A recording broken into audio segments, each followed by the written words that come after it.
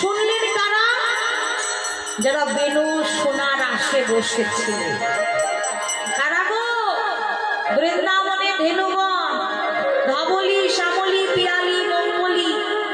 সারাদিন পরে গোবিন্দের বেনুর শব্দ তাদের কর্ণে প্রবেশ করেছে। প্রবেশ করতে মাথা নত করে তারা তৃণ সেবা করছিল। যেই না শুনেছে গোবিন্দের বেনুর শব্দ, সকলে মাথা উঁচু করে তাকিয়েছে, একে অপরকে ইশারা করছে। এক ইশারায় কথা বলছে, শুনিয়া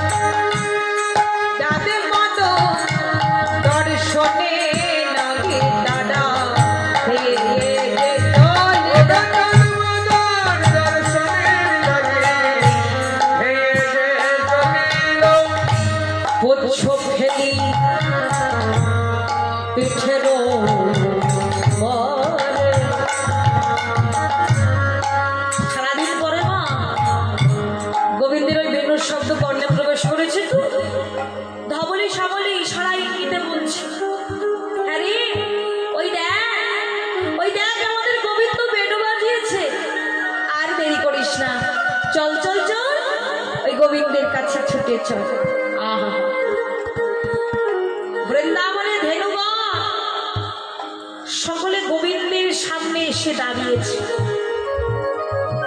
দুটি নয়ন দিয়ে প্রাণ ভরে গোবিন্দের চাঁদ বদন দর্শন করছে। দর্শন করছে আর কি হচ্ছে? নয়নদের টপ টপ টপ টপ করে পানি বর্ষণ হচ্ছে। তারা যেন বোঝাতে চাইছে, কথা তো বলতে পারে না, অবলা।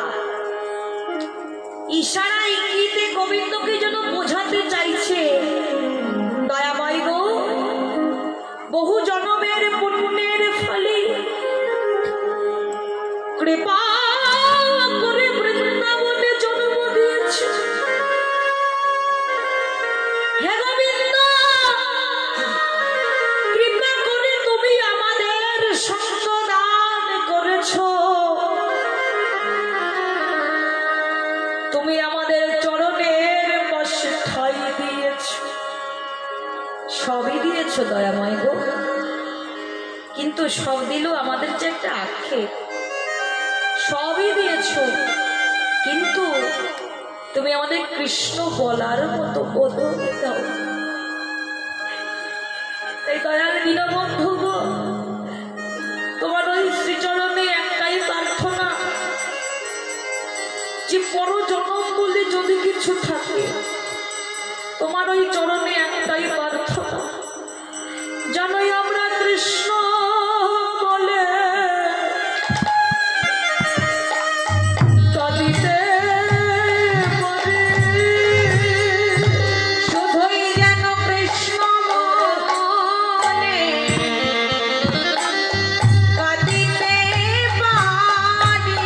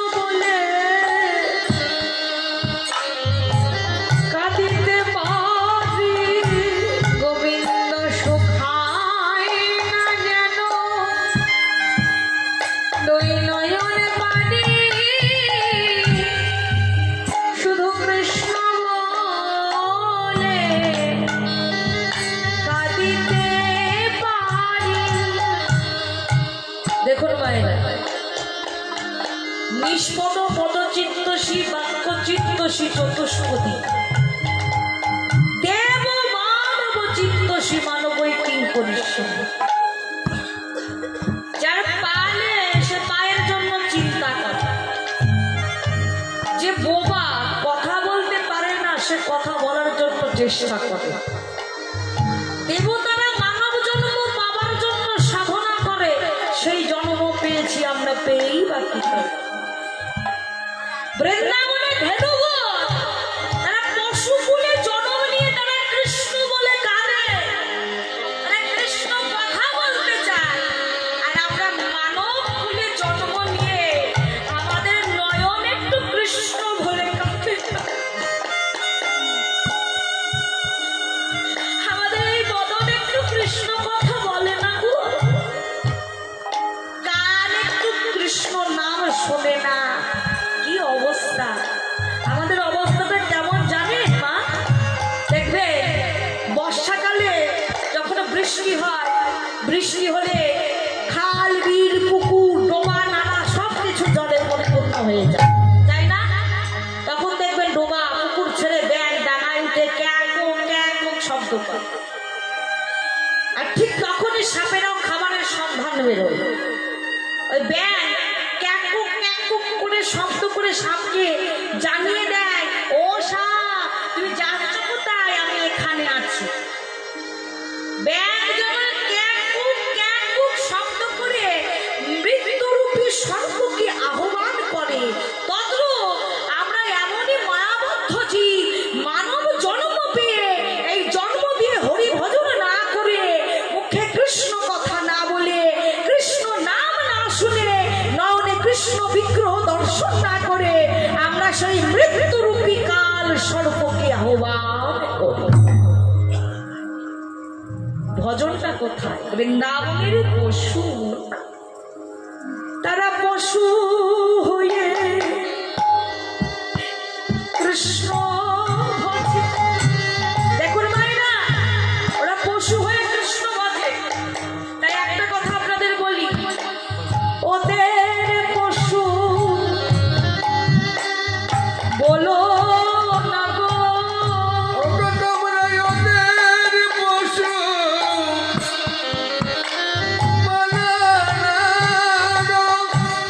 তুমি ওদের পশু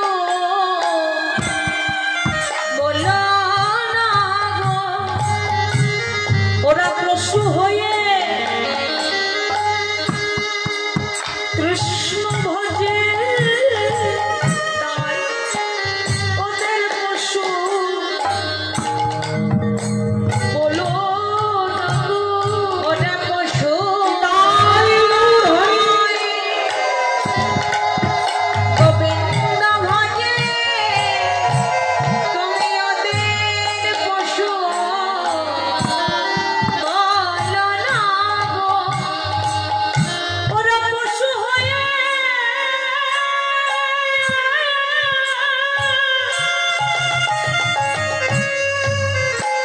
গোবিন্দ ভজে, কিন্তু আমরা মানব হয়ে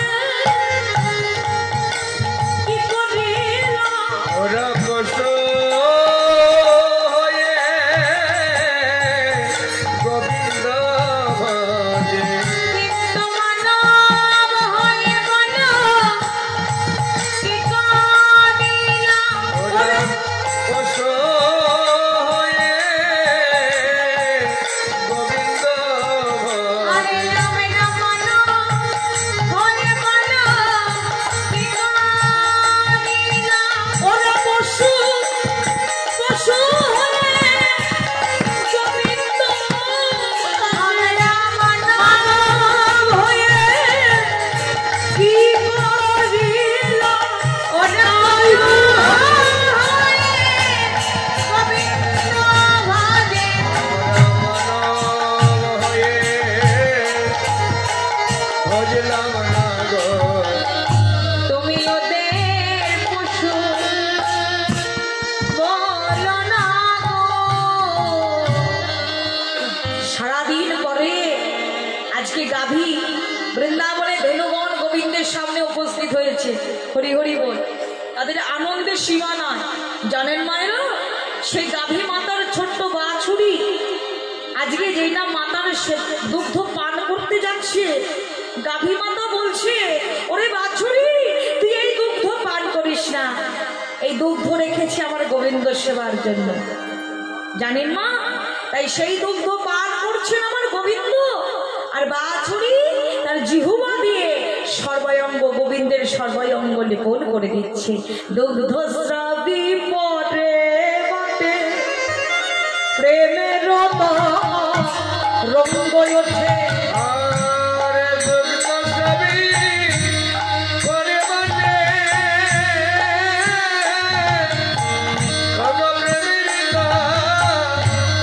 রঙ্গ ওঠে। ও স্নেহের গাভী শ্যাময় অঙ্গ চাটে গো, আহা স্নেহের গাভী শ্যাময় অঙ্গ চাটে। আজকে গোবিন্দ সেই গাভী মাতার দুগ্ধ পান করছে, আর সেই স্নেহের গাভী তার জিহ্বা দিয়ে গোবিন্দের সর্বাঙ্গ লেপন করে দিচ্ছে। আহা, এমন ভক্তি না থাকলে কি গোবিন্দ পাওয়া যায় গো?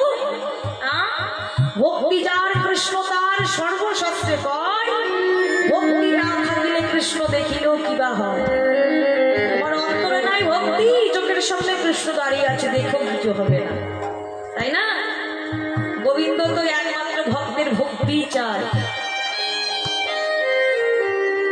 গোবিন্দ চায় ভক্তের ভক্তি। যার জন্য গোবিন্দের একটা নাম আছে, গোবিন্দকে বলা হয় ভক্তি ভুকা। ভক্তি ভুকা অনেক প্রকারের নাম আছে, একটি নাম হচ্ছে ভক্তি ভুকা। তাহলে আপনারা বলবেন যে এত দামি দামি দ্রব্য গোবিন্দের সেবায় দিই, গোবিন্দ সেগুলো কিছুই গ্রহণ করে না। বলছে শোনো, এই তুলসী পত্রের উপর যদি ভক্তি মধু মাখিয়ে গোবিন্দ সেবায় দাও, সেটাই গোবিন্দ সাদরে গ্রহণ করে। কেন? শাস্ত্রে বলছে কৃষ্ণের তুলসী জল দেয় যেই জল, তার ঋণ সুদিবারে কৃষ্ণ করে।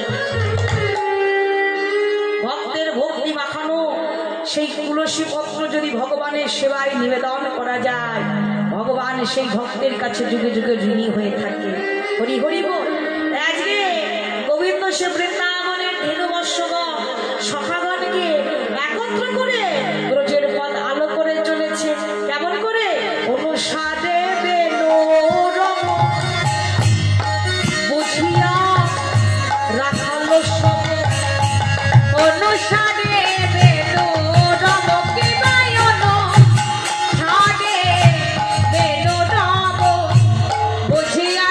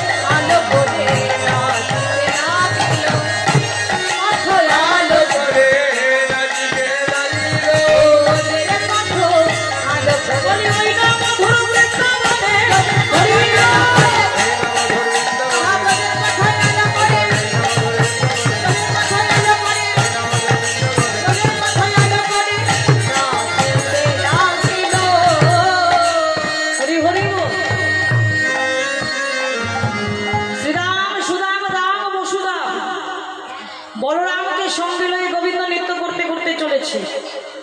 এমন সময় সখারা লক্ষ্য করলেন। কি লক্ষ্য করলেন? ভাই কানাই তাদের মধ্যে নৃত্য করছিল। নৃত্য করতে করতে হঠাৎ ভাই কানাই নেই, কোথায় গেল? কানাই তুই মাঝখানে, আমাদের মাঝখানে নৃত্য করছিল, কোথায় গেল?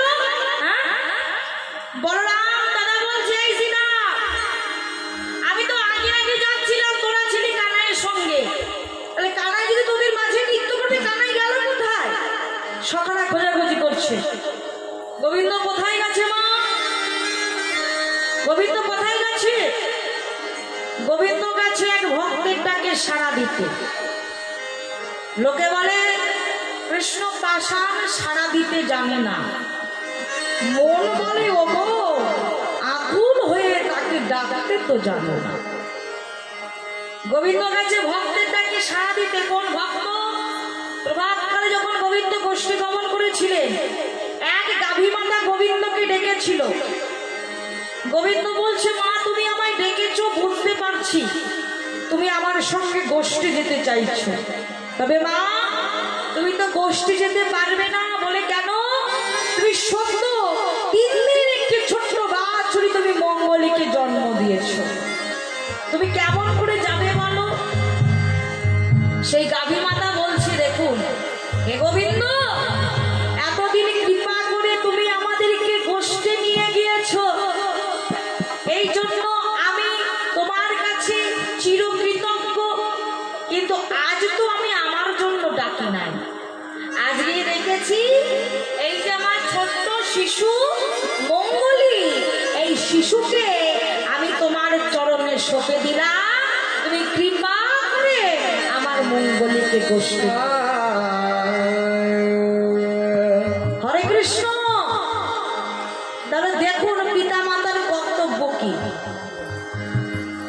গাভী মাতা তার 3 দিনের ছোট্ট বাছুরি মঙ্গলীকে গোবিন্দের চরণে দিয়ে দিল। পিতা মাতার কর্তব্যটা কোথায়? আর আজকালকার আমরা পিতা মাতা কি করি? ছেলে 1 বছর না 1.5 বছর হতে হতে স্কুলে ভর্তি করিয়ে দিই, কত প্রকারের মাস্টার দিই, তাই না? অঙ্কের মাস্টার দিই, ইংরাজির মাস্টার দিই, কত প্রকারের মাস্টার দিই। কেন? সন্তান মানুষ হবে, চাকরি করবে, তাই না? চাকরি করবে তো সন্তান, তারপরে কি করবে? চাকরি করার পরে কি করবে বলেন? বলেন বাবাকে মাকে বৃদ্ধাশ্রমে দিয়ে আসবে। সন্তানকে বলি সকালবেলা উঠে জামা কাপড় ছেড়ে ভগবানকে পূজা দিবি, প্রভাতকালে তুলসী আরতি করবি, গীতা পাঠ করবি, ভাগবত পাঠ করবি। এই শিক্ষা কি কেউ আমরা সন্তানকে দিই? কেউ দিই না। ও 1.5 বছর হতে না হতে একদম ব্যাগ বোঝাই করা বই নিয়ে একদম স্কুলে পাঠিয়ে দিই, কত প্রকারের মাস্টার দিই। একটা কথা শুনে রাখুন মায়েরা, ডক্টর মহানামব্রত ব্রহ্মচারী বললেন যে ইটের পরে ইট রাখলে শুধু ইটের পাজা তৈরি হয়, তাতে কিন্তু ঘর তৈরি হয়। ঘর তৈরি করতে গেলে কি করতে হয়? 2টি ইটের মাঝখানে সিমেন্টের প্রলেপ দিতে হয়। তেমনি তুমি সন্তানকে যত শিক্ষায় শিক্ষিত করো না কেন, অন্তরে যদি ভক্তির প্রলেপ না দাও, সন্তান হয়তো শিক্ষিত হবে, চাকরিও করবে, কিন্তু তার যে উপযুক্ত সে সংস্কার তার কোনোদিনই হবে না। আজকে গোবিন্দ ছোট্ট বাছুরি মঙ্গলীকে কোলে নিয়েছে, কোলে নিয়ে কানে কানে বলছে, কি বলছে শুনো? বলছে, মঙ্গলী দেখ এই পথটা চিনে রাখ, এই পথ দিয়ে তোকে নিয়ে যাচ্ছি আমি, নিয়ে যাওয়ার দায়িত্বটা আমার, কিন্তু ফেরবার দায়িত্ব তো। মঙ্গলী বলছে, দয়াময় গো, ফেরার সময় যদি কালীদহের জল, কচি কচি ঘাস, সেই লোভে যদি আমি পথ ভুলে যাই, শোন মঙ্গলী, যদি পথ ভুলে যাস আর বেশি দূর যাবি না, ওখানেই দাঁড়িয়ে যাবি। তাই সেই মঙ্গলী পথ ভুলে গেছে, পথ ভুলে গিয়ে ওখানে দাঁড়িয়ে গোবিন্দকে ডাকছে। তাই দেখুন মায়েরা, আমাদের পরম পিতা আমাদের গোবিন্দ প্রত্যেকটা জীবকে কিন্তু পথ দেখিয়ে নিয়ে এসেছে। ফেরার পথ কিন্তু আমরাও সকলে ভুলে গেছি, কামনা বাসনা মায়ার সংসারে এসে। তাই ভুলে যখন গেছি, আমাদেরও উচিত বেশি দূরে না গিয়ে যেখানে আছি সেখানেই থেকে গোবিন্দকে ডাকবে। সেই মঙ্গলী আজকে গোবিন্দকে ডাকছে আর বলছে, গোবিন্দ বিপদ ভঞ্জন মধুসূদন, একবার পথ দেখাইয়ে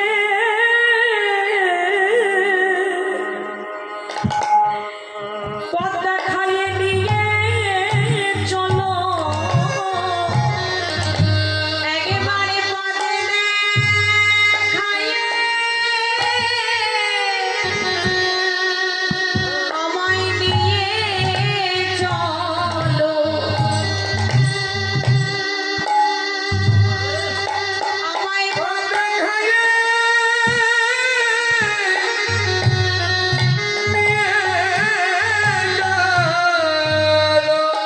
আমি যে পথ হারাইয়ে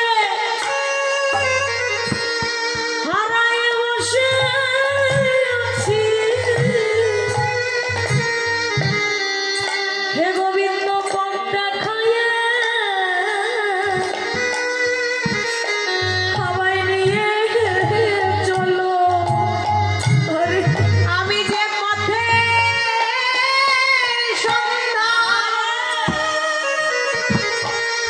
আমি ভুলে গেছি, আমায় পথে দেখাইয়ে নিয়ে চলো, ওহে বিপদ ভঞ্জন মধুসূদন, একবার পথ দেখাইয়ে আমাদের নিয়ে চলো, তুমি হইবে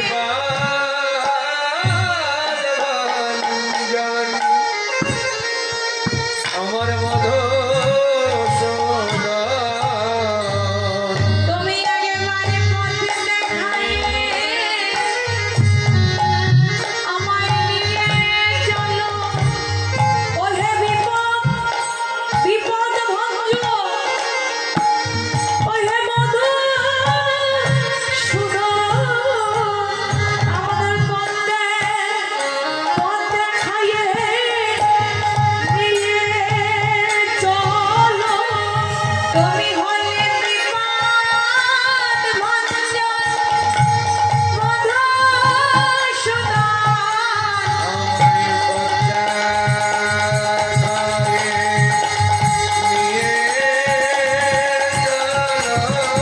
ওহে বিপদ ভঞ্জন মধুসূদন, আমাদের পথ দেখাইয়ে নিয়ে চলো। হরি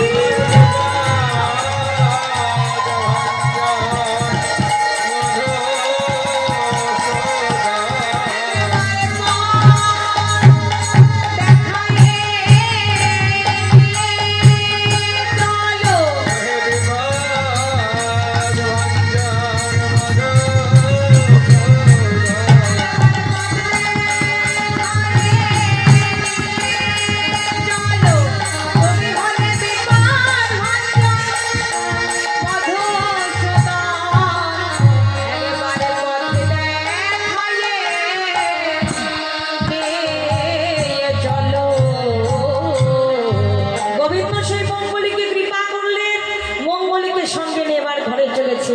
তেমন করে গগনে গোপুর রেণু, ঘন বাজে শিখা রেণু, গগনে গোপুর রেণু, ঘন বাজে শিখা রেণু, পথে চলে হরিপদ রঙ্গে, শিবা যথে করে আমার সভা, দিয়া আমার যাতে করে খানা সভা, দিয়া আমার শিবা বল রাম দাস চলু সঙ্গে, জানি দিবাই অবসাদ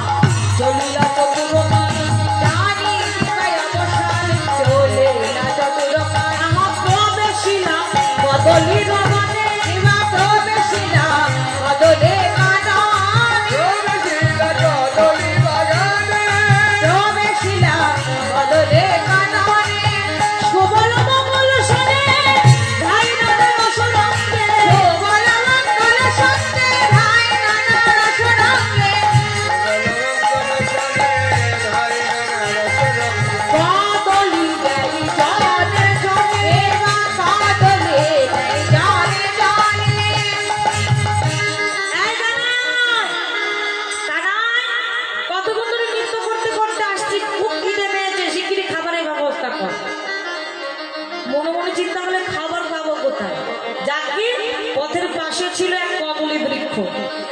কদলী বনে সবাই ঢুকেছে সকাগর, হরি হরি বল। এত বড় বড় কলা গাছ আর সকাদের সব ছোট ছোট, মানে উপর দিকে সব সকারা তাকিয়ে আছে। অত বড় বড় কলা গাছ থেকে কলা খাবো কি করে? কদলী বৃক্ষ মনে মনে চিন্তা করছে, যে গোবিন্দের চরণ প্রাবার জন্য সকলে গোবিন্দ গোবিন্দ বলে কাঁদে, আর সেই গোবিন্দ আজকে আমার কাছে এসেছে, আমি মাথা উঁচু করে দাঁড়িয়ে আছি, আজকে কি করেছে? কদলী বৃক্ষ মাথা নত করেছে। হরি হরি বল। যেই না নত করেছে, আজকে সকল সখাগণ আনন্দের সহিত কলা সেবা করলেন। কলা সেবা করে এবার গোবিন্দ সখাদের সকলের সামনে, তোরা যা, আমি পেছনে আসছি। কেন? সখাদের আগে পাঠিয়ে দিলেন গোবিন্দ পেছনে পেছনে, বললেন আগে পাঠানোর জন্য এই কারণে যে রাধা সখরা থাকলে তো রাধের সঙ্গে দেখা করতে পারবেন না। তার সঙ্গে বলাই দাদা আছে, যেখানে দাদা আছে সেখানে তো রায় ধনির সঙ্গে দেখা করতে পারবে না। তাই বলরাম দাদাকে সঙ্গে করে গোবিন্দ বলছে, ওরে তোরা সামনে যা, আমি পেছন পেছন আসছি। হরি বল। গোবিন্দ ওই গোষ্ঠ থেকে যখন ঘরে ফিরতেন, বৃন্দাবনের জাবট বলে একটা গ্রাম আছে, সেই জাবট গ্রামে রাধারানীর বাড়ি। রাধারানী গোবিন্দের আশা কত পানে চেয়ে বসে আছে। হরি হরি বল। চাঁদ বদন দর্শন করি রাধারানী বলছে, বধূ হে ওই না বেশে আইস তুমি বধূ দাঁড়ায় রয়েছি আমি, আমার বরণ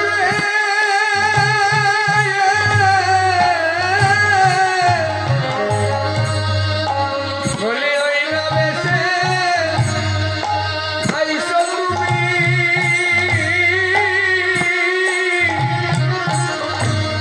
ওগো দাঁড়াইয়ে দেখছি আমি। বধূ তুয়া বধূ লইবার তরে গো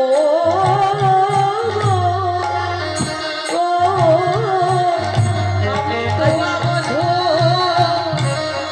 লইবার তারে আমি দাঁড়ায়ে রয়েছি, আমি দাঁড়াইয়ে আছি গো, দাঁড়ায়ে রয়েছি, আমি দাঁড়ায়ে রয়েছি, তুয়া দর্শনের লগে দাঁড়ায়ে রয়েছি, আমি তুয়া দর্শন লাগে দাঁড়ায়ে রয়েছে, তুয়া দর্শনের লাগে ওহে আমার প্রাণের গো, তুয়া দর্শন লাগে, বধূ তুয়া দর্শন লাগে, তুয়া দর্শন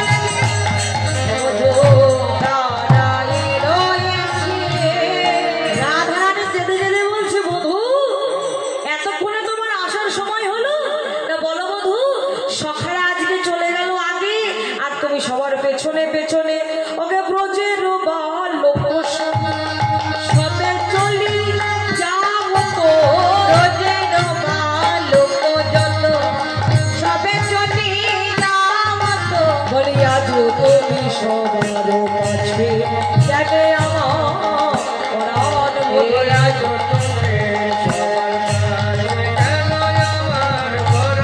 তাই বধুই আমার মন্দিরে যাইয়া কর্পূর দাম বলো ভাইয়া, বধুই আমার মন্দিরে যাইয়া কর্পূর দাম বলো ভাইয়া, বলিয়ালি সকরতা গিয়া আমার পরাণ আলি সকরতা গিয়া গিয়া আমার পরাণ ওগো তাহাতে শুনবে তুমি চরণ সে দিব আমি, আরে তাহাতে শুনবে তুমি চরণ সে দিব আমি, বলে তোরে যাবে আলিশয় আমার এ তোরে যাবে আলিশে আমার পরাণ। রাধারানী গোবিন্দকে পেয়ে যখন এত অনুনয় বিনয় প্রকাশ করছে, গোবিন্দ বলছে রাধে কেঁদো না, এখন আমি